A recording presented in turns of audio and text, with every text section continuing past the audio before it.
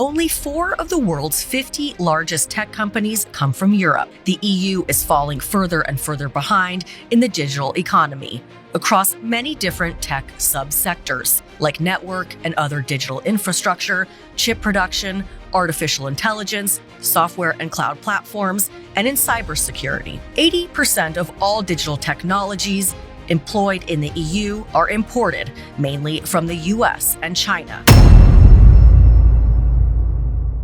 Almost everything digital in Europe is owned by foreign companies. Your searches run on Google, your social life runs on Meta, your phone runs on Apple, and now your artificial intelligence tools, the systems shaping tomorrow's economy, are also being built and controlled abroad. That means Europe doesn't control its data, it doesn't control its platforms, and it doesn't control its AI future. So here's the real question. Is Europe finally trying to take it back? Because this isn't just about apps, it's about power. Let's make this real. Imagine a major European city during a geopolitical crisis. Nothing cinematic, no explosions, no cyber attack headlines, just rising tension between governments. Markets wobble, diplomatic pressure builds, sanctions are quietly discussed. Now zoom into something ordinary, a large hospital network, patient records, cancer scans, ICU monitoring systems, AI diagnostic tools, all running on cloud infrastructure owned by foreign companies. Suddenly, access becomes unreliable. Not shut off, just unstable. Authentication delays. AI imaging tools stop responding. Medical records take minutes instead of seconds to load. Doctors wait. Emergency rooms slow down. Surgeries get postponed. Not because of bombs, not because hackers broke in, but because critical digital systems are controlled elsewhere. Modern hospitals don't fail when electricity goes out. They fail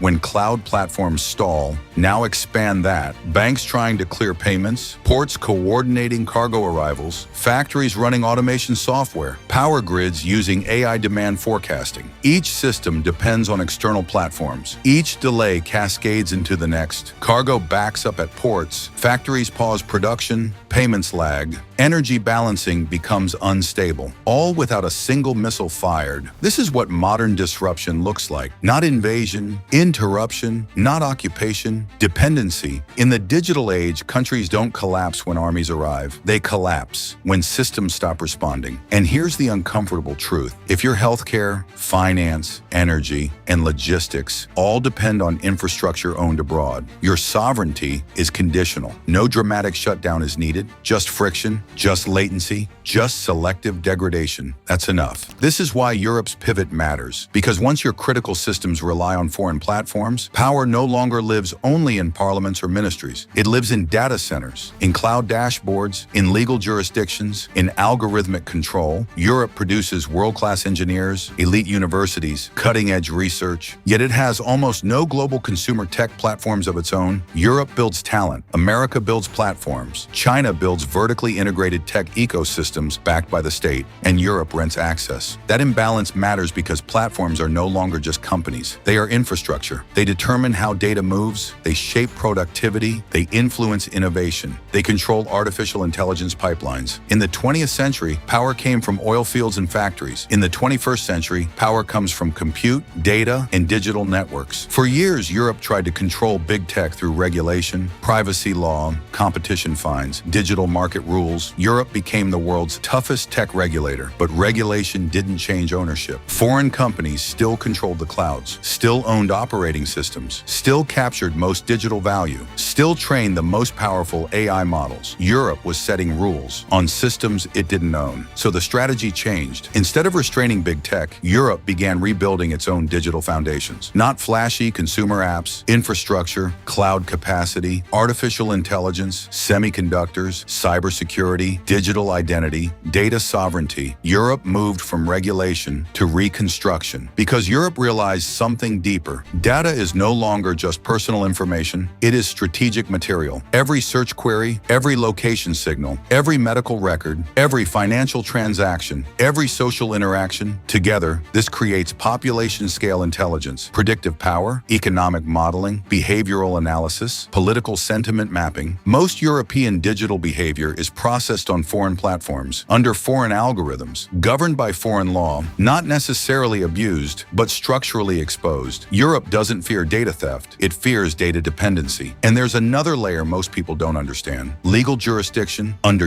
U.S. law, American authorities can compel U.S. tech companies to provide data, even if that data is stored in Europe. So if a European hospital uses an American cloud provider, that data is legally reachable from Washington. Same for banks, energy companies, telecom networks, government systems. This is why Europe talks about sovereign cloud, not nationalism, jurisdictional control. Then comes artificial intelligence. Europe generates enormous amounts of data. That data trains AI models, but the models are owned abroad. Europe supplies raw material, others capture intelligence. This is digital extraction. Just like colonies once exported minerals and imported finished goods, now it's data out, algorithms back in. Platforms also shape politics. They influence elections, control visibility, amplify narratives, coordinate social movements. For the first time in history, democratic societies rely on foreign-owned recommendation systems to mediate public discourse. No empire ever allowed another empire to run its printing presses. Yet that's effectively happening digitally. Then came the shock that changed Europe's strategic mindset: Donald Trump. When America began weaponizing trade, questioning alliances, and cutting countries off from technology, Europe learned a brutal lesson. Dependence is dangerous. If technology access can be revoked overnight, sovereignty is conditional. Europe watched sanctions dismantle tech supply chains elsewhere and understood something simple: if it can happen to others, it can happen to Europe. That's when digital sovereignty stopped being academic. This is why Europe is not trying to build another Facebook. It's not chasing smartphone empires. It is targeting the deepest layers of modern society: cloud infrastructure, industrial AI, semiconductor supply chains, secure data spaces, digital identity systems, smart grids, healthcare platforms. Europe doesn't want the apps, it wants the operating system of society. Globally, three models are emerging. The United States relies on private platform giants. China builds state-aligned tech ecosystems. Europe is attempting something different: a rule-based, infrastructure-first approach. Europe is investing in domestic chip production, building sovereign cloud systems, funding AI research, creating industrial data platforms, standardizing cybersecurity, designing digital identity frameworks. It's slow, technical, unsexy, but strategically massive. Because cloud platforms don't just host websites, they run factories, they manage logistics, they clear payments, they power energy grids. AI doesn't just generate text, it optimizes supply chains, guides diagnostics, controls traffic systems, predicts demand. Whoever controls these capabilities controls future productivity. Europe knows this, but Europe also faces limits: fragmented markets, multiple languages, smaller venture capital pools, lower risk tolerance, slower coordination.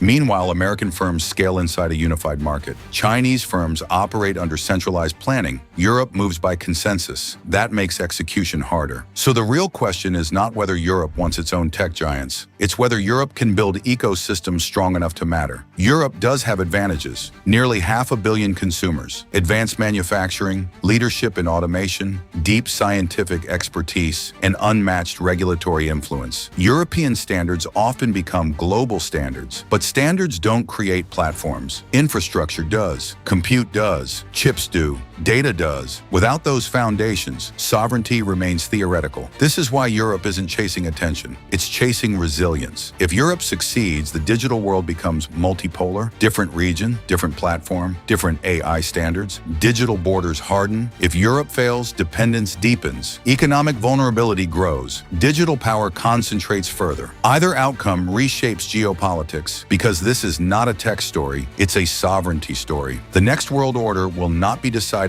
only by armies or treaties. It will be decided by data ownership, by computing capacity, by artificial intelligence, by who controls the invisible infrastructure modern civilization depends on. Europe is not trying to replace Silicon Valley. It is trying to make sure it never becomes digitally subordinate. And that quiet transformation may be one of the most consequential geopolitical shifts of this decade.